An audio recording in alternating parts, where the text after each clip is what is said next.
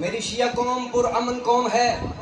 ہم ملک پاکستان کو امن کا گہوارہ بنانا چاہتے ہیں. ہم کبھی فساد کے قائل نہیں رہے، نہ ہی ہم فساد پھیلانا چاہتے ہیں. توجہ رکھیے میری جان، ہم امن کے قائل ہیں. الزام لگایا جاتا ہے جو شیعہ اکٹھے ہو جاتے ہیں، معاذ اللہ انہوں نے خود حسین کو قتل کیا. یہ یہاں والا مجمع ذرا میری طرف دیکھے، انہوں نے خود حسین کو مارا. معاذ اللہ یہ شیعہ خود ہی روتے ہیں، خود ہی پیٹتے ہیں، خود ہی ماتم کرتے ہیں.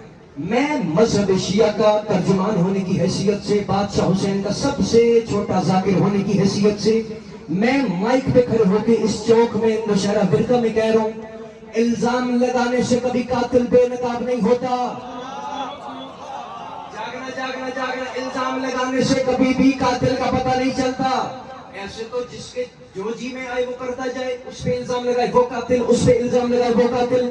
آؤ اگر تم نے حسین کا قاتل تلاش کرنا ہے، آج اور عباس حیدری ان حسینیوں کے ساتھ مل کے تجھے قاتل بے نقاب کر کے دیتا ہے. ایسے الزام لگانے سے قاتل کا پتہ نہیں چلے گا. اگر تمہیں حسین کا قاتل تلاش کرنا ہے، آؤ یہاں پہ نوشہرہ برقہ میں ان عزاداروں کے ہجوم میں حسینیوں کے بیچ میں شیعہ سنی متفقہ مجمع میں کھڑے ہو کے فیصلہ کر لیتے ہیں. آج زمانے کو بتا دیتے ہیں کہ حسین کا قاتل ہمارے بزرگوں میں سے تھا یا پھر حسین کا قاتل تمہارے بزرگوں میں سے تھا. الزام لگانے سے قاتل بے نقاب نہیں ہوتے. ایسا کرتے ہیں، میں تیرے مذہب کی کتابیں لے آتا ہوں، تو میرے مذہب کی کتابیں لے آ. ایک طرف میں کتابیں رکھتا ہوں، دوسری طرف تو اپنی کتابیں رکھ. یہاں ممبر پہ کھڑے ہو کے ایک طرف میں کھڑا ہوتا ہوں، دوسری طرف تو کھڑا ہو جا. آج ہی نوشہرہ برقہ میں فیصلہ کر لیتے ہیں کہ حسین کا قاتل ہمارے بزرگوں میں سے تھا یا حسین کا قاتل تمہارے بزرگوں میں سے تھا.